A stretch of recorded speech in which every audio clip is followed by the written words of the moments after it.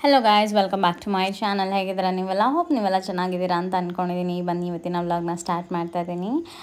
ಇವತ್ತು ನಿಮಗೆ ಹಾಗೆ ಒಂದು ಬಿರಿಯಾನಿ ರೆಸಿಪಿನ ಹೇಳ್ಕೊಡ್ತಾ ಇದ್ದೀನಿ. ನಾನು ನಮ್ಮ ಮನೇಲಿ ಹೇಗೆ ಮಾಡ್ತೀನಿ ಅಂತ ನಾನು ನಿಮ್ಮ ಜೊತೆ ಶೇರ್ ಮಾಡ್ಕೊತಾ ಇದ್ದೀನಿ. ಬನ್ನಿ ಹಾಗಾದರೆ ಶುರು ಮಾಡೋಣ ಇವತ್ತಿನ ಒಂದು ಡೈಲಿ ವ್ಲಾಗ್ನ. ಸೊ ನಮ್ಮ ಪಾಪು ನೋಡಿ, ನಾವೆಲ್ಲ ಫೋನಲ್ಲಿ ಮಾತಾಡೋದು ನೋಡಿಕೊಂಡು ಅವಳು ಹಂಗೆ ಟ್ರೈ ಮಾಡ್ತಾಳೆ. ಹಲೋ ಹಲೋ ಅಂತ ಹೇಳ್ಬಿಟ್ಟು ಒಂದು ಟೈಲ್ಸ್ ಪೀಸ್ನ ಇಟ್ಕೊಂಡಿದ್ದಾಳೆ. ಯಾರಪ್ಪ ಫೋನಲ್ಲಿ?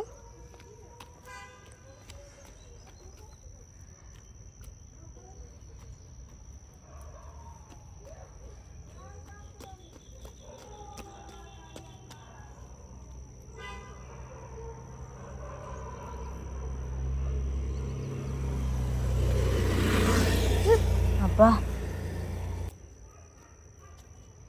ಏಯ್ ಬಾಯೆಲ್ಲ ಹಾಕಬೇಡ.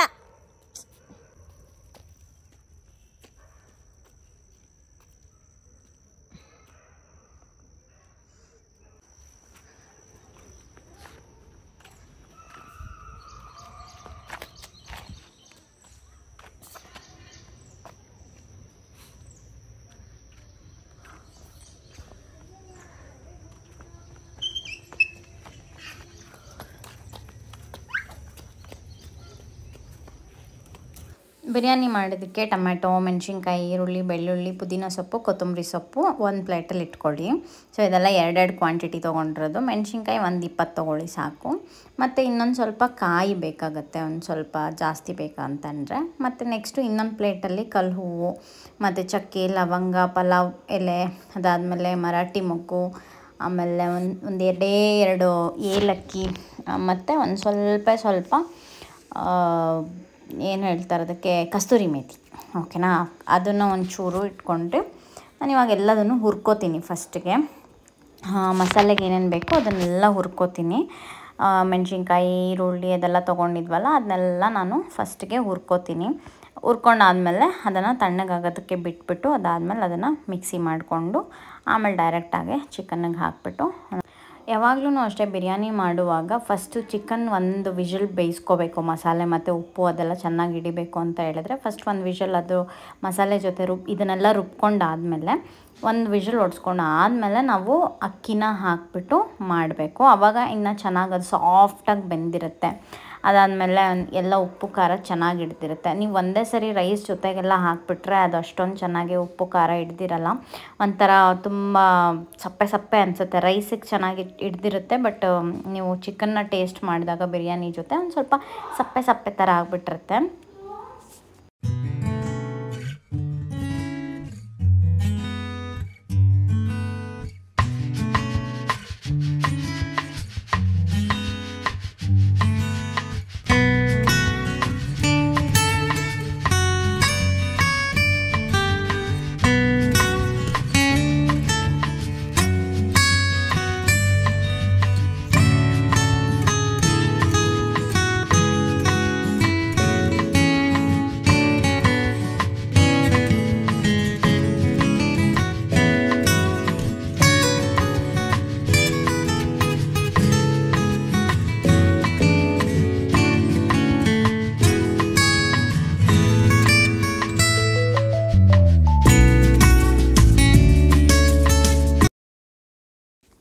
ಈಗ ಎಲ್ಲದನ್ನು ಹುರ್ಕೊಂಡು ಅದನ್ನು ಸೈಡಿಗೆ ತಣ್ಣಗಾಗೋದಕ್ಕೆ ಇಟ್ಟು ನಾನು ಇಲ್ಲಿ ಕೊತ್ತಂಬರಿ ಸೊಪ್ಪು ಮತ್ತು ಕೊತ್ತಂಬರಿ ಮತ್ತು ಪುದೀನ ಸೊಪ್ಪು ಒಂದು ಚೂರು ಈರುಳ್ಳಿನ ಇಟ್ಕೊಂಡಿದ್ದೀನಿ. ಅದನ್ನೇನು ಹುರ್ಕೊಳ್ಳೋದಕ್ಕೆ ಹೋಗಬೇಡಿ, ಯಾಕಂದರೆ ಅದು ಅಷ್ಟೊಂದು ಚೆನ್ನಾಗಿರಲ್ಲ.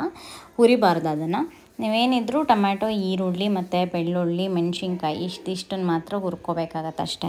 ಮತ್ತೊಂದು ಸ್ವಲ್ಪ ಶುಂಠಿ ಅದ್ರ ಜೊತೆಗೆ ಹಾಕ್ಬಿಟ್ರೆ ಮುಗೀತು. ಕಾಯಿ ಮತ್ತು ಅದನ್ನೆಲ್ಲ ಸೆಪ್ರೇಟಾಗಿ ಹಾಕಬೇಕು. ಇವಾಗ ನೋಡಿ ಒಂದು ಚೂರು ಒಂದು ಸ್ವಲ್ಪ ಫ್ಲೇವರ್ಗೆ ಅಷ್ಟೇ ಈರುಳ್ಳಿನ ಹಾಕ್ತಾಯಿದ್ದೀನಿ. ಇದು ನೀವು ಜಾಸ್ತಿನೂ ಹಾಕ್ಕೋಬೋದು, ಚೆನ್ನಾಗಿರುತ್ತೆ. ಒಂಥರ ಅದು ರೋಸ್ಟ್ ಆದಾಗ ಅದು ಬಿರಿಯಾನಿ ಫ್ಲೇವರ್ ತುಂಬ ಚೆನ್ನಾಗಿ ಬರುತ್ತೆ. ನೀವು ದಮ್ ಕಟ್ಟಿದಾಗೆಲ್ಲ ಮತ್ತೆ ಇನ್ನೊಂದು ಕೋಟ್ ಹಾಕ್ಬೋದು. ಮತ್ತು ನಾನು ಸ್ವಲ್ಪ ಹಾಕ್ಕೊಂಡಿದ್ದೀನಿ ಅಷ್ಟೇ. ಇವಾಗ ನಮ್ಮ ಮನೇಲಿ ನಾವು 4 ಜನಕ್ಕೆ ಮಾಡ್ತಿರೋದು, 2 ಲೋಟಕ್ಕೆ ಮಾಡ್ತಾಯಿದ್ದೀನಿ. ಓಕೆನಾ? ಇದಕ್ಕೆ ನೋಡಿ ಎಲ್ಲ ಕಸ್ತೂರಿ ಮೇಥಿ, ಆಮೇಲೆ ಏನೇನು ಮಸಾಲೆದ ಐಟಮ್ಸ್ ಇಟ್ಕೊಂಡಿದ್ನಲ್ಲ, ಚಕ್ಕೆ ಲವಂಗ 2 ಬಿಟ್ಟು ಇನ್ನೆಲ್ಲದನ್ನು ನಾನು ಹುರಿಯೋಕ್ಕೆ ಹಾಕ್ಬಿಡ್ತೀನಿ. ಇದಕ್ಕೆ ಮರಾಠಿ ಮೊಗ್ಗು ಮತ್ತು ಪೈನಾಪಲ್ ಮೊಗ್ಗು ಅದನ್ನೆಲ್ಲ ಸೇರಿಸ್ಬಿಟ್ಟು ನಾನು ಇಲ್ಲೇ ಹಾಕ್ಬಿಡ್ತೀನಿ. ಪಲಾವ್ ಎಲೆನೂ ಇದ್ರ ಜೊತೆನೇ ಹಾಕ್ಬಿಡ್ತೀನಿ. ಅದನ್ನೆಲ್ಲ ರುಬ್ಬಿದ್ರೆ ಇನ್ ಕೇಸ್ ಅದೇನಾದರೂ ನುಣ್ಣಗಾಗಿಲ್ಲ ಅಂತ ಹೇಳಿದ್ರೆ ಗಂಟ್ಲಿಗೆಲ್ಲ ಚುಚ್ಕೊಳ್ಳುತ್ತೆ. ಅದಕ್ಕೋಸ್ಕರ ನಾನು ಏನು ಮಾಡ್ತೀನಿ, ಇದ್ರ ಜೊತೆನೇ ಹಾಕ್ಬಿಡ್ತೀನಿ. ಚಕ್ಕೆ ಲವಂಗ ಅದನ್ನೆಲ್ಲ ನೀವು ಬೇಕಾದರೆ ಯಾವ್ದು ರುಬ್ಬೋದು ಅಂತ ಅನ್ಸುತ್ತೋ ಅದನ್ನು ರುಬ್ಬಕ್ಕೆ ಹಾಕಿ. ಯಾವ್ದು ಈ ಥರ ಮಸಾಲೆಗೆ ಹಾಕಿದ್ರೆ ಫ್ಲೇವರ್ ಸಖತ್ತಾಗಿ ಬರುತ್ತೆ ಅಂತ ಅನ್ಸುತ್ತೋ ನೀವು ಆ ಥರ ಹಂಗೆ ಮಾಡ್ಬೋದು. ನೋಡಿ ನಾನು ಇದನ್ನೆಲ್ಲ ರುಬ್ಬಕ್ಕೆ ಹಾಕ್ತಾಯಿದ್ದೀನಿ. ಪಲಾವ್ ಎಲೆ ಒಂದು ಮಿಕ್ಸಾಗಿ ಹಾಕಿದ್ದೆ, ಅದನ್ನು ಒಗ್ಗರಣೆಗೆ ಹಾಕಿಬಿಟ್ಟೆ. ಆಮೇಲೆ ಇವಾಗ ಇದಕ್ಕೆ ಕಾಯಿ, ಕೊತ್ತಂಬರಿ ಸೊಪ್ಪು ಮತ್ತು ಪುದೀನ ಸೊಪ್ಪು ಇದೆರಡು ಹಾಕಿಬಿಟ್ಟು ನಾವು ಏನು ಹುರ್ಕೊಂಡಿದ್ದೀವಲ್ವ ಮೆಣಸಿನ್ಕಾಯಿ ಅದನ್ನೆಲ್ಲ ಹಾಕಿಬಿಟ್ಟು ಒಂದು ಸ್ವಲ್ಪ ಇದಕ್ಕೆ ಖಾರದ ಪುಡಿ ಅವಶ್ಯಕತೆ ಇಲ್ಲ, ಬಟ್ ನಿಮಗೆ ಬೇಕಂದ್ರೆ ನೀವು ನೋಡ್ಕೊಳ್ಳಿ, ತುಂಬ ಮಾಡ್ತಿರಲ್ಲ ಅದಕ್ಕೋಸ್ಕರ ಮೆಣಸಿನ್ಕಾಯಲ್ಲೇ ಬ್ಯಾಲೆನ್ಸ್ ಮಾಡೋದಕ್ಕೆ ಟ್ರೈ ಮಾಡಬೇಕು. ನಾನು ಮೆಣಸಿನ್ಕಾಯಿ ಬಿಟ್ಟು ಖಾರದ ಪುಡಿ ಎಲ್ಲ ನಾನೇನೂ ಎಕ್ಸ್ಟ್ರಾ ಹಾಕಿಲ್ಲ ಇಲ್ಲಿ. ಪುದೀನೂ ಮತ್ತು ಎಲ್ಲನೂ ಹಾಕಿರೋದ್ರಿಂದ ಇದಕ್ಕೆ ಯಾವುದೂ ಎಕ್ಸ್ಟ್ರಾ ಪೌಡ್ರುಗಳ ಅವಶ್ಯಕತೆ ಇಲ್ಲ ಅಂತ ನನಗೆ ಅನಿಸುತ್ತೆ. ಪೌಡ್ರುಗಳು ಬೇಕಂದರೆ ನೋಡಿ, ನಿಮಗೆ ಬಿರಿಯಾನಿ ಪೌಡರು, ಧನಿಯಾ ಪೌಡರ್ ನಿಮ್ಗೆ ಏನಾದ್ರು ಅವಶ್ಯಕತೆ ಇದ್ದರೆ ನೀವು ಯೂಸ್ ಮಾಡಿ. ನಾನು ಅದೆಲ್ಲ ಏನೂ ಯೂಸ್ ಮಾಡಲ್ಲ ಪೌಡ್ರುಗಳು. ಆಮೇಲೆ ಇವಾಗ ಏನು ಮಾಡಬೇಕಂದ್ರೆ ಅದೇ ಮಸಾಲೆ ಒಂಚೂರು ಹಾಕಿಬಿಟ್ಟು ನಾನು ಇಲ್ಲಿ 1 ವಿಷಲ್ ಹೊಡ್ಸ್ಕೊತೀನಿ ಫಸ್ಟು ಚಿಕನನ್ನು. ಆಮೇಲೆ 1 ವಿಷಲ್ ಆದಮೇಲೆ ಅಕ್ಕಿನ ಹಾಕಿಬಿಟ್ಟು ಅದಾದಮೇಲೆ ಮತ್ತೆ ಇನ್ನೊಂದು ವಿಷಲ್ ಹೊಡ್ಸ್ದೆ. ನೋಡಿ ಆವಾಗ ಯಾವ ಥರ ಬಂದಿದೆ ಬಿರಿಯಾನಿ ಅಂತ, ಇಷ್ಟು ಉದ್ರುದ್ರಾಗಿ ಎಷ್ಟು ಸಖತ್ತಾಗಿ ಬಂದಿದೆ ಬಿರಿಯಾನಿ. ಟೇಸ್ಟ್ ಕೂಡ ಅಷ್ಟೇ A1 ಆಗಿ ಬಂದಿತ್ತು. ಚಿಕನ್ ಎಲ್ಲ ಕಂಪ್ಲೀಟಾಗಿ ಮಸ್ತಾಗಿ ಬಂದಿತ್ತು. ಉಪ್ಪು ಖಾರ ಸೂಪರಾಗಿ ಹಿಡಿದಿತ್ತು. ಎಲ್ಲ ತಿಂದು ಸಂಜೆ ಅಷ್ಟರಲ್ಲಿ ಖಾಲಿ ಆಗೋಯಿತು. ಆ್ಯಕ್ಚುಲಿ ಇದು ಬಂದು ನಮ್ಮ ಸೈಡ್ ತೊಗೊಂಡ್ವಲ್ಲ, ಅದೊಂದು ಖುಷಿಗೆ ನಮ್ಮ ಮನೇಲಿ ಮಾಡಿದ್ದೆ ಸಂಡೇ ಅಷ್ಟೇ. ಆಮೇಲೆ ಅದೇ ಸಂಡೇ ನೈಟು ನಾವೆಲ್ಲ ಕಸಿನ್ ಗ್ಯಾಂಗ್ ಮೀಟ್ ಆದ್ವಿ. ನೀವು ನೋಡಿರ್ತೀರ ಪದೇ ನಮ್ಮ ವ್ಲಾಗಲ್ಲಿ ಇವ್ರನ್ನ ನೋಡಿರ್ತೀರ ನೀವು. ಲಾಸ್ಟ್ ಟೈಮು ಡ್ಯಾನ್ಸ್ ಮಾಡಿದಾಗ ಕಿರಣ್ ಅಣ್ಣಂಗೆ ಭಾರಿ ಜನ ಫ್ಯಾನ್ಸ್ ಆಗಿಬಿಟ್ಟಿದ್ರು. ಆ್ಯಕ್ಚುಲಿ ಅವು ಸೂಪರಾಗಿ ಡ್ಯಾನ್ಸ್ ಮಾಡ್ತಾರೆ ಕಿರಣ್ ಅಣ್ಣ ಮತ್ತು ಅರಿಣಿ ಅಕ್ಕ ಅಂತೆಲ್ಲ ಹೇಳ್ತಾಯಿದ್ರಿ. They are very funny couples actually. ಅವ್ರು ಆರಾಮಾಗಿರ್ತಾರೆ ಎಲ್ಲ ಜೊತೆ ಗುಟ್ಟುಗೋ ಅನ್ನೋ ಥರ ಅಷ್ಟೇ. ಸುಮ್ಮನೆ ಒಂದು ಹ್ಯಾಂಗ್ಔಟ್. ಅವರು ಆ್ಯಕ್ಚುಲಿ ಹೊಸ ಕಾರ್ ತೊಗೊಂಡಿದ್ರು. ಹೊಸದಾಗಿ ಅವರು ತುಂಬ ಡ್ರೀಮ್ ಕಮ್ ಟ್ರೂ ಅನ್ನೋ ಥರ ಒಂದು ಚೆನ್ನಾಗಿರೋದೊಂದು ಹೊಸ ಕಾರ್ ತೊಗೊಂಡಿದ್ರು. ಹಾಗಾಗಿ ಅವ್ರದ್ದು ಒಂದು ಪಾರ್ಟಿ ಬ್ಯಾಲೆನ್ಸ್ ಇತ್ತು, ನಮ್ಮದು ಒಂದು ಪಾರ್ಟಿ ಬ್ಯಾಲೆನ್ಸ್ ಇತ್ತು. ಅವರು ಅದೇ ವೀಕಲ್ ತೊಗೊಂಡ್ರು. ಅವ್ರು ಬುಕ್ ಮಾಡಿದಾಗ ಅದೇ ವೀಕಲ್ ಅವ್ರ ಕಾರ್ ಬಂತು. ಅದೇ ವೀಕಲ್ ನಮ್ಮದು ರಿಜಿಸ್ಟ್ರೇಷನ್ ಕೂಡ ಆಯಿತು ಸೈಟದಲ್ಲ. ಅದಕ್ಕೋಸ್ಕರ ಒಂದು ಪಾರ್ಟಿ ಮಾಡೋಣ ಬನ್ನಿ ಅಂತ ಹೇಳಿಬಿಟ್ಟು ಇಲ್ಲೇ ನಮ್ಮ ಮನೆ ಹತ್ರ ಟಾಪಿಕ್ ಅಂತ ಹೊಸ ಪಬ್ ಆಗಿದೆ. ಸೊ ವೆರಿ ನಿಯರ್ ನಮ್ಮ ಮನೆಯಿಂದ ಜಸ್ಟ್ ಒಂಚೂರು ಹಿಂದೆ ಅಷ್ಟೇ, BDA ಲೇಔಟಲ್ಲಿ. ಅದಕ್ಕೂ ನಮ್ಮ ಹೊಸ ಸೈಟ್ ತೊಗೊಂಡಿದ್ದೀವಲ್ಲ ಅದಕ್ಕಂತೂ ಇದ್ದಿದ್ದು ಹತ್ರನೇ, ಇದು ನಡ್ಕೊಂಡೇ ಹೋಗ್ಬಿಡ್ಬೋದು ಆರಾಮ್ಸೆ, ಅಷ್ಟು ಹತ್ತಿರ ಇದೆ. ಹಾಗಾಗಿ ಅಲ್ಲಿಗೆ ಹೋಗೋಣ ಅಂತ ಹೇಳ್ಬಿಟ್ಟು ಹೋಗಿದ್ವಿ. ಈ ಒಂದು ಟಾಪಿಕ್ ಪಬ್ಬು ಇವಾಗ ರೀಸೆಂಟಾಗಿ 3 ಮಂತ್ಸ್ ಆಗಿದೆ ಓಪನ್ ಮಾಡಿ. ಡಾಲಿ ಧನಂಜಯ್ ಮತ್ತು ಅಶ್ವಿನಿ ಪುನೀತ್ ರಾಜ್ಕುಮಾರ್ ಅವರೆಲ್ಲ ಬಂದಿದ್ದರು ಇನಾಗ್ರೇಟ್ ಮಾಡೋದಕ್ಕೆ. ಇದನ್ನು ಸೂಪರಾಗಿದೆ. ಯಾರು ವಿಸಿಟ್ ಮಾಡಿಲ್ಲ ಅಂದರೆ ಹೋಗಿ ವಿಸಿಟ್ ಮಾಡಿ. ಸ್ವಲ್ಪ ಕ್ರೌಡ್ ಜಾಸ್ತಿ ಇರ್ತಾರೆ, ಆದರೆ ಚೆನ್ನಾಗಿರುತ್ತೆ. ವೈಬ್ ತುಂಬ ಚೆನ್ನಾಗಿದೆ. ನಾವೆಲ್ಲ ಸಖತ್ತಾಗಿ ಎಂಜಾಯ್ ಮಾಡಿದ್ವಿ. ಡ್ಯಾನ್ಸ್ ಎಲ್ಲ ಮಾಡಿದ್ರು ಸೋಮು, ನಾವೆಲ್ಲ ಸಖತ್ತಾಗಿ ಕುಣಿದ್ವಿ. ತೋರಿಸ್ತೀನಿ ನಿಮಗೆ. ಮ್ಯೂಸಿಕ್ ಮಾತ್ರ ಅಲ್ಟಿಮೇಟಾಗಿ ಹಾಕಿದ್ರು DJ ಎಲ್ಲ. ಬಟ್ ಏನು ಮಾಡೋದು, ಹಾಕೋದಕ್ಕಾಗಲ್ವೇ, ಎಲ್ಲ ನನಗೆ ಕಾಪಿರೈಟ್ಸು ಬಂದುಬಿಡುತ್ತೆ. ಹಾಗಾಗಿ ನಾನೇನೂ ಹಾಕೋಕ್ಕಾಗಿಲ್ಲ. ಅಲ್ಲಿ ಹಂಗೆ ನಮ್ಮದು ಕಾಮಿಡಿ ಟಾಕ್ಸು ಅದೆಲ್ಲ ಇರುತ್ತಲ್ವ, ಹಂಗೆ ಮಾಡ್ತಾಯಿದ್ವಿ ಅಷ್ಟೇ. ಮಾತಾಡಿಕೊಂಡು ಅದು ಇದು ಫುಡ್ಸೆಲ್ಲ ಆರ್ಡರ್ ಮಾಡಿಕೊಂಡು ತಿಂದ್ವಿ.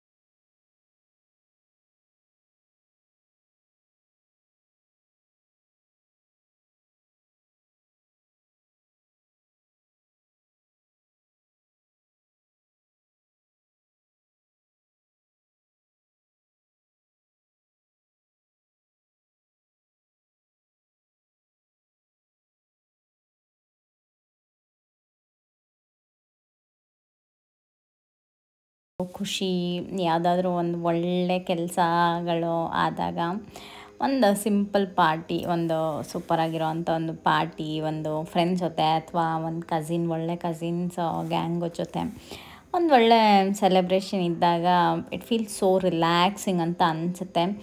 ನಮ್ಗೆ ಎಲ್ಲರಿಗೂ ಅಷ್ಟೇ, ನಾವು ಏನೇ ಕೆಲ್ಸಗಳ್ಗೆ ಎಷ್ಟೇ ನಾವು ಹೆಕ್ಟಿಕ್ಕಾಗಿ ಮಾಡ್ತಾ ಇರಲಿ, ಅಥವಾ ನಾವು ನಮ್ಮ ಡೇ ಟು ಡೇ ಲೈಫಲ್ಲಿ ರಿಲ್ಯಾಕ್ಸೇಷನ್ ಡೇ ಅಥವಾ ರಿಲ್ಯಾಕ್ಸೇಷನ್ ಟೈಮ್ ಅಂತ ನಾವು ಎಷ್ಟೇ ತೊಗೊಳ್ಳಿ, ಬಟ್ ಹೊರಗಡೆ ಫ್ರೆಂಡ್ಸ್ ಜೊತೆ ಅಥವಾ ಒಂದು ಯಾರು ನಮಗೆ ಕಂಫರ್ಟ್ ಝೋನ್ ಅಥವಾ ನಮಗೆ ವೈಬಿಗೆ ಮ್ಯಾಚ್ ಆಗ್ತಾರೆ ಅನ್ನೋರ ಜೊತೆಗೆ ನಾವು ಹೊರಗಡೆ ಹೋಗಿ ಹ್ಯಾಂಗ್ ಔಟ್ ಮಾಡಿದಾಗ ಅದು ರಿಯಲ್ಲಾಗಿ ಒಂಥರ ರಿಲ್ಯಾಕ್ಸಿಂಗ್ ಅಂತ ಪರ್ಸ್ನಲಿ ನನಗೆ ಹಂಗೆ ಅನಿಸತ್ತೆ. ನಾನಂತೂ ತುಂಬ ನಾನಂತ ಅಲ್ಲ, ಮೇ ಬಿ ಎಲ್ಲ ಅಡಲ್ಟ್ಸ್ಗಳು ಹಾಗೆ ಆಗ್ಬಿಟ್ಟಿದ್ದಾರೆ ಅಂತ ಅನಿಸುತ್ತೆ. ನಾನು ಮೊನ್ನೆ ಹೀಗೆ ಒಂದು ರೀಲ್ ನೋಡುವಾಗ ನಾನು ಅದು ರಿಯಲೈಸ್ ಆಯಿತು. ನಮ್ಗೆ ಎಷ್ಟು ಸ್ಮೈಲ್ ಮಾಡ್ತೀವಿ ನಮ್ಮ ಟೀನೇಜಲ್ಲಿ, ನಾವು ಎಷ್ಟು ನಗಾಡಿರ್ತೀವಿ ಕಾಲೇಜ್ ಡೇಸಲ್ಲಿ, ನಾವು ಎಷ್ಟು ಮಜಾ ಉಡಾಯಿಸಿರ್ತೀವಿ ಕಾಲೇಜ್ ಡೇಸಲ್ಲಿ. ನೀವು ಒಂದು ಸರಿ ನೆನ್ಪು ಮಾಡ್ಕೊಳ್ಳಿ. ಬಟ್ ಆಫ್ಟರ್ ಮ್ಯಾರೇಜ್ ಅಥವಾ ಆಫ್ಟರ್ ನಾವು ಒಂದು ಸರ್ಟೈನ್ ಏಜ್ನ ನಾವು ಟಚ್ ಆದಾಗ ನಾವು ಆಟೋಮೆಟಿಕ್ಕಾಗಿ ಅದರಿಂದ ಎಲ್ಲ ತುಂಬ ಅಂದರೆ ತುಂಬ ಸೈಲೆಂಟ್ ಆಗಿಬಿಡ್ತೀವೇನೋ ಅಂತ ನನಗೂ ಫೀಲ್ ಆಯಿತು. ನನಗೆ ಫೀಲ್ ಆಗ್ತಾ ಇರುವಾಗಲೇ ನಾನು ಆ ರೀಲ್ ನೋಡಿದೆ. ನನಗೆ ಇದ್ದಿದ್ದು ಅದು ಟ್ರೂ ಏನೋಪ್ಪ, ಎಲ್ಲರಿಗೂ ಹಿಂಗೆ ಆಗುತ್ತೇನೋಪ್ಪ ಅಂತ ನನಗೆ ನಿಜವಾಗ್ಲೂ ಅನಿಸುತ್ತೆ. We lost our real smile ಅಥವಾ ಆ ಲೌಡ್ ಲಾಫ್ ಅಂತ ಏನು ಹೇಳ್ತೀವಲ್ಲ, ಅದನ್ನು ನಿಜವಾಗ್ಲೂ ಮರ್ತೇ ಹೋಗಿರ್ತೀವಿ ಅಂತ ನನಗನ್ಸುತ್ತೆ. ಏನೋ ನೋಡಿದಾಗ ಒಂಥರ ಫೇಕಾಗಿ ಸ್ಮೈಲ್ ಮಾಡೋದು ಆ ಥರ ಆಗೋಗ್ಬಿಟ್ಟಿದ್ದೀವೇನೋ. ಅಂದರೆ ಆ ಸ್ಟ್ರೆಸ್ಸು ಲೈಫು ಏನೋ ಚೇಸ್ ಮಾಡ್ತೀವಿ, ಏನೋ ಹುಡುಕ್ತೀವಿ, ಏನೋ ಒಂದು ಆಗ್ತಾ ಇರುತ್ತೆ ಲೈಫಲ್ಲಿ. ಆ ಒಂದು ಟೈಮ್ ಅನ್ನೋದು ಮತ್ತೆ ನೆನ್ಪು ಮಾಡ್ಕೋತಾನೆ ಇರ್ತೀವಿ ಪದೇ. ಅಯ್ಯೋ, ನಾವು ಸ್ಕೂಲಲ್ಲಿದ್ದಾಗ ಹೆಂಗಿದ್ವಿ, ಕಾಲೇಜಲ್ಲಿದ್ದಾಗ ಹೆಂಗಿದ್ವಿ, ಎಷ್ಟು ಮಜಾ ಮಾಡ್ತಾಯಿದ್ವಿ ಅಂತ ಕಾಲೇಜ್ ಫ್ರೆಂಡ್ಸ್ ಜೊತೆ ಎಲ್ಲ ಮಾತಾಡುವಾಗ ಅದು ನಮ್ಗೆ ಅವಾಗ ರಿಯಲೈಸ್ ಆಗುತ್ತೆ. ನಿಮಗೆ ಹಂಗೆ ಅನಿಸುತ್ತಾ ಪರ್ಸ್ನಲಿ, ಅಥವಾ ನನಗೆ ಮಾತ್ರ ಹಿಂಗೆ ಅನಿಸ್ತಿದ್ಯಾ? You let me know in the comment section, ಓಕೆನಾ? ಈ ಥರ ನೋಡಿ, ಅವಾಗ ದಿನವಿಡೀ ದಿನವಿಡೀ ಕಾಲೇಜ್ಗೆ ಹೋಗಿಲ್ಲ ಅಂದ್ರೆ ಬೋರ್ ಆಗೋದು. ಅಯ್ಯೋ, ಏನೋ ಒಂಥರ ಮಿಸ್ಸಿಂಗು ಅನ್ನೋ ಥರ. ಬಟ್ ಈಗ ಹೆಂಗಂದರೆ ನಾವು ಟೈಮ್ನ ತೊಗೋಬೇಕು. ಏನಾದರೂ ಒಂದು ನಮಗೆ ಬೇಕಪ್ಪ ರಿಲ್ಯಾಕ್ಸೇಷನ್ ನಮಗೆ ಅಂತ ಅಂದವಾಗ ನಾವು ಆ ಟೈಮ್ನ ನಾವು ಪಿಕ್ ಮಾಡ್ಕೋತಾ ಇದ್ದೀವಿ. ಮುಂಚೆ ಎಲ್ಲ ಹಂಗಿರಲಿಲ್ಲ. ನಾವು ಯಾವಾಗ ನಮ್ದು ನಾವು ಕೆಲಸ ಮಾಡಿದ ಟೈಮೇ ಕೆಲಸ, ಅಥವಾ ನಾವು ಕಾಲೇಜ್ಗೆ ಹೋಗಿದ್ದ ಟೈಮು, ನಾವು ಓದಿದ ಟೈಮು, ನಾವು ನೋಟ್ಸ್ ಬರೆದಿದ್ದ ಟೈಮು ಆ ಥರ. ಅದು ಏನೂ ನಾವು ನೋಟಿಸ್ ಮಾಡ್ತಾ ಇಲ್ಲ. ಇವಾಗ ಹಂಗಲ್ಲ. ಪಂಕ್ಚುಯಾಲಿಟಿ, ಟೈಮ್ ಆ್ಯಂಡ್ ಓಡ್ತಾ ಇರೋ ದಿನಗಳನ್ನ ನೋಡಿದ್ರೆ ಯಾರಿಗೂ ಯಾರ ಹತ್ರನೂ ಯಾವುದಕ್ಕೂ ಟೈಮ್ ಇಲ್ಲ ಏನೋಪ್ಪ ಅನ್ನೋ ಥರ ಐ ಫೀಲ್ ರಿಯಲಿ ಲಾಸ್ಟ್ ಅನ್ನೋ ಥರ ಅನಿಸುತ್ತೆ ಸಮ್ಟೈಮ್ಸ್ ನಿಜವಾಗ್ಲೂ. ಆ ಥರ ನಿಮಗೆ ಹೇಗೆ ಅನಿಸುತ್ತೆ? ನಿಮ್ಮ ಲೈಫ್ ಹೇಗೆ ಅನಿಸ್ತಾ ಇದೆ? ನಾವು ಏನೇ ದುಡ್ಡು ಮಾಡ್ಕೋತಾಯಿದ್ರು, ಏನೇ ಒಂದು ಚೆನ್ನಾಗಿದ್ದೀವಿ ಅಂತಂದ್ರೂ somewhere we lost our real smile ಅಥವಾ ಆ ಒಂದು ಇದು ಅಂತ ಅನಿಸುತ್ತೆ ಎಲ್ಲ ಜಂಜಾಟದಲ್ಲಿ ಅಂತ ನನಗೆ ಪರ್ಸನಲಿ ತುಂಬ ಸ್ಟ್ರಾಂಗಾಗಿ ಅನಿಸಿದೆ ಎಷ್ಟೊಂದು ಸಲ. ಏನು ಮಾಡೋದು, we have to move on ಅಲ್ವಾ, ಅಷ್ಟೇ. ಏನೇನಿರುತ್ತೋ ಅದನ್ನೆಲ್ಲ ಎಂಜಾಯ್ ಮಾಡಿಕೊಂಡು ಲೈಫ್ ಮೂವ್ ಆಗಬೇಕಲ್ಲ ಅಂತ ಅನಿಸುತ್ತೆ. ಫ್ಯಾಮಿಲಿಗಳಲ್ಲಿ ಕೆಲವೊಂದು ವಿಷಯಗಳು ನಡೆದಾಗ ಅದೆಲ್ಲ ನಾನಂತೂ ಎಷ್ಟು ಫಿಲ್ಟರ್ ಮಾಡಿಬಿಟ್ಟಿದ್ದೀನಿ ಅಂತ ಹೇಳಿದ್ರೆ, ನನ್ನ ಒಂದು ಸರ್ಕಲಲ್ಲಿ ತುಂಬ ಫಿಲ್ಟರ್ ಮಾಡಿಬಿಟ್ಟಿದ್ದೀನಿ ನಾನು. ನಾನು ಯಾರ ಜೊತೆನೂ ಅಟ್ಯಾಚ್ ಆಗೋದಕ್ಕೂ ಇಷ್ಟಪಡಲ್ಲ, ಅಥವಾ ನಂಗೇನಂದರೆ ಅಷ್ಟು ಬೇಗ ನಾನು ಯಾರ ಹತ್ರನೂ ಕ್ಲೋಸ್ ಆಗೋದಕ್ಕೂ ನಾನು ಅಷ್ಟು ಇಷ್ಟಪಡಲ್ಲ. ಮತ್ತು ಒಂದು ಸರಿ ಕ್ಲೋಸ್ ಆಗಿಬಿಟ್ರೆ ನಂಗೆ ಅವ್ರು ಏನಾದ್ರು ಮಾತಾಡಿದಾಗ ಅಥವಾ ಏನೋ ಸಡನ್ನಾಗಿ ಇದು ಮಾಡಿದಾಗ ಅದು ನನಗೆ ತುಂಬ ರಿಯಾಕ್ಟ್ ಮಾಡಬೇಕು ಅಂತ ನನಗೆ ಬೇಗ ಅನ್ನಿಸ್ಬಿಡುತ್ತೆ. ಸೊ ಅದೆಲ್ಲ ನನಗೆ ನೋಡ್ತಾ ಇದ್ದರೆ ಯಪ್ಪ, ಅಲೋನಾಗಿರೋದೇ ಎಷ್ಟೋ ವಾಸಿ ಬಿಡತ್ಲಾಗೆ ಅನ್ನೋ ಥರ ಅಂತ ಅನಿಸ್ತಾ ಇರುತ್ತೆ ನನಗೆ. ಸೊ ಇದೊಂದು ಮೂಮೆಂಟೇ ನಾನು ತುಂಬ ದಿವಸದ ಮೇಲೆ ನಿಜವಾಗ್ಲೂ ಖುಷಿಪಟ್ಟೆ, ಎಂಜಾಯ್ ಮಾಡಿದೆ ಅಂತ ಅನಿಸುತ್ತೆ. ಆ್ಯಂಡ್ ದೀಸ್ ಟೂ ಏನಿದ್ದಾರೆ, ಕಿರಣ್ ಆ್ಯಂಡ್ ಹರಿಣಿ ಅಕ್ಕ, they are very happy couples. And ನಮ್ಮ ಜೊತೆಗೆ ನಾವು ಅವರು ಎಲ್ಲ ಸೇರಿಕೊಂಡ್ರೆ ನಿಜವಾಗ್ಲೂ ತುಂಬ ಫನ್ ಮಾಡ್ತೀವಿ. ನನಗೆ ಅದಕ್ಕೆ ಪದೇ ಅವ್ರನ್ನ ಮೀಟ್ ಮಾಡೋಕ್ಕೆ ನಂಗೆ ಇಷ್ಟ ಆಗುತ್ತೆ. ಅವರು ಅಂತಲ್ಲ, ಆಲ್ಮೋಸ್ಟ್ ನನ್ನ ಕಸಿನ್ಸ್ ಇಲ್ಲಿ ಬ್ಯಾಂಗ್ಳೂರಲ್ಲಿ ನಾವು ಯಾರಿದ್ದೀವಿ ಎಲ್ಲರೂ ಅಷ್ಟೇ. ನಾವು ನಿಜ ಜೊತೆಗೆಲ್ಲ ಸಿಕ್ಕರೆ ತುಂಬ ಎಂಜಾಯ್ ಮಾಡ್ತೀವಿ, ತುಂಬ ಆರಾಮಾಗೆ, ತುಂಬ ಖುಷಿಯಾಗೆ ಇರ್ತೀವಿ. ಬಟ್ ಯಾರಿಗೂ ಟೈಮ್ ಇಲ್ಲ. ಅದೇ ಅಗೇನ್ ನಾವು ಅಲ್ಲಿಗೆ ಬರಬೇಕಾಗತ್ತೆ, ಟೈಮ್ ಯಾರಿಗೂ ಇಲ್ಲ ಅಷ್ಟೇ. ಅವಾಗೆಲ್ಲ ತುಂಬ ಟೈಮ್ ಇರ್ತಿತ್ತು, ನಾನು ಅಲ್ಲಿದ್ದೆ, ಅವ್ರು ಇಲ್ಲಿದ್ದರು. ಆಮೇಲೆ ಏಜು ಸೆಟ್ ಆಗ್ತಿರ್ಲಿಲ್ಲ, ನಾನು ಅವಾಗ ಇನ್ನೂ ಚಿಕ್ಕವಳಿದ್ದೆ, ಇವರೆಲ್ಲ ಕಾಲೇಜ್ಗೆ ಹೋಗ್ತಾಯಿದ್ರು. ಹಾಗೆ ಒಂದಕ್ಕೊಂದು ನೋಡಿ ಸಿಂಕ್ ಆಗಲ್ಲ ಯಾವಾಗೂ. ಈಗ ಎಲ್ಲರಿಗೂ ಎಲ್ಲರ ಹತ್ರನೂ ದೇ ವೆಲ್ ಆಫ್, ಅಥವಾ ನಾವು ಎಲ್ಲ ಟೈಮು ಕೊಡ್ತೀವಿ ಅಂದ್ರೂ ಈಗ ಯಾರ ಹತ್ರ ಟೈಮ್ ಇಲ್ಲ, ಬ್ಯುಸಿ ವಿತ್ ದೇರ್ ಲೈಫ್ ಅಷ್ಟೇ ಎಲ್ಲರೂ. ಆ ಥರ ತೋರಿಸ್ತೀನಿ ಯಾವ್ದಾದ್ರು ಒಂದು ಕಂಪ್ಲೀಟ್ ಫ್ಯಾಮಿಲಿ ವಿಡಿಯೋ ಮಾಡಿದವಾಗ ನಿಮಗೆಲ್ಲನೂ ಪರಿಚಯ ಮಾಡಿಸ್ತೀನಿ. ಯಾರ್ಯಾರು ಏನೇನು ಮಾತಾಡ್ತಾರೆ ಅಂತ ಅವ್ರ ಹತ್ರ ಡೈರೆಕ್ಟಾಗಿ ನಿಮಗೆ ಮಾತಾಡಿಸ್ತೀನಿ ಡೆಫಿನೆಟಾಗೆ. ಹಂಗೆ ನೋಡಿ ಡ್ಯಾನ್ಸ್ ಎಲ್ಲ ಮಾಡ್ತಾಯಿದ್ರು ಸೂಪರಾಗಿ, ಒಳ್ಳೊಳ್ಳೆ ಕನ್ನಡ ಜೂಕ್ ಬಾಕ್ಸ್ ಸೂಪರಾಗಿತ್ತು ಅವ್ರದ್ದು. ಸೂಪರಾಗಿರೋ ಕನ್ನಡ ಸಾಂಗ್ಸ್ ಎಲ್ಲ ಹಾಕ್ತಾಯಿದ್ರು, ಸಖತ್ತಾಗಿ ಕುಣಿದ್ರು. ನಮ್ಮ ಸೋಮು ನೋಡಿ ಲಾಸ್ಟಲ್ಲಿ ಎಲ್ಲ ಆದಮೇಲೆ ಹೋಗ್ಬಿಟ್ಟು ಹಂಗೆ ಒಂದು ಸ್ಟೆಪ್ ಹಾಕ್ಬಿಟ್ಟು ಬಂದುಬಿಟ್ರು.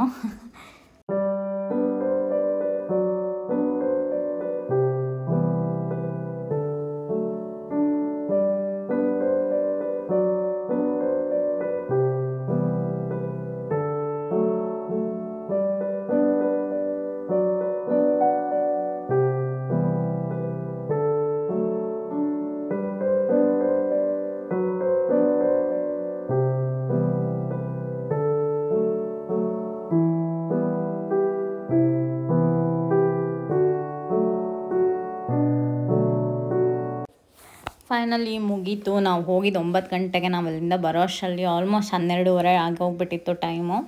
ಆಲ್ಮೋಸ್ಟ್ ಕ್ಲೋಸಿಂಗ್ ಟೈಮಲ್ಲಿ ಇದ್ದಿದ್ದು ನಾವು ಮತ್ತು ಇನ್ನೊಂದು ಫ್ಯಾಮಿಲಿ ಅಷ್ಟೇ, ಎಲ್ಲರೂ ಹೋಗ್ಬಿಟ್ಟಿದ್ರು ಅಷ್ಟರಲ್ಲಿ. ಇರ್ಬೋದು, ಏನು ತೊಂದರೆ ಇಲ್ಲ. ಈ ಪಬ್ಬು ಕೆಫೆ ಅಂದರೆ ಅಷ್ಟೇ, ಎಲ್ಲ ಲೇಟ್ ನೈಟಲ್ಲೇ ಸ್ಟಾರ್ಟ್ ಆಗೋದು, ಜಾಸ್ತಿ ಲೇಟ್ ನೈಟಲ್ಲೇ ಎಂಡ್ ಆಗೋದು. ಅಲ್ಲಿಂದ ಹಾಗೆ ಏನಾರು ಡೆಸರ್ಟ್ ತಿನ್ಕೊಂಡು ಹೋಗೋಣ ಅಂತ ಪೋಲಾರ್ ಬೇರ್ 1 o'clockವರೆಗೂ ಓಪನ್ ಇರುತ್ತೆ ನೈಟು. ಸೊ ಹಂಗೆ 12:30 ಆಗಿತ್ತು, ಏನಾರು ತಿನ್ಕೊಂಡು ಹೋಗೋಣ ಅಂತ ಇಲ್ಲೇ ನಿಂತಿದ್ದೀವಿ. ನೋಡಿ ಮಧ್ಯರಾತ್ರಿ 1 ಗಂಟೆಗೆ ಯಾರು ಐಸ್ ಕ್ರೀಮ್ ತಿಂತಾರೆ, ನಾವು ತಿಂತೀವಿ ನೋಡಿ ಈ ಥರ. ಹಾಗೆ ಒಂಥರ ಫನ್ ಟೈಮ್ ಆ್ಯಕ್ಚುಲಿ, ತುಂಬ ಚೆನ್ನಾಗಿತ್ತು. ಒಳ್ಳೆ ಸಖತ್ತಾಗಿ ಎಂಜಾಯ್ ಮಾಡಿದ್ವಿ, ಎಲ್ಲ ಎಂಜಾಯ್ ಮಾಡಿಕೊಂಡು ಮನೆ ಕಡೆ ಹೋದ್ವಿ. ಸೊ ಎಲ್ಲ ನನಗೆ ಮನೆ ಹತ್ರನೇ ಇರೋದ್ರಿಂದ we are so thrill to go out ಅಂತ ಅನಿಸುತ್ತೆ. ಅಪ್ಪ ಎಷ್ಟು ಟೈಮ್ ಇವಾಗ 12 ಗಂಟೆ.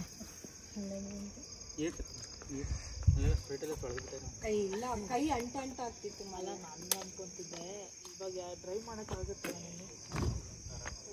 15 ನಿಮಿಷ ನಂಗೆ ಗೊತ್ತಿರೋ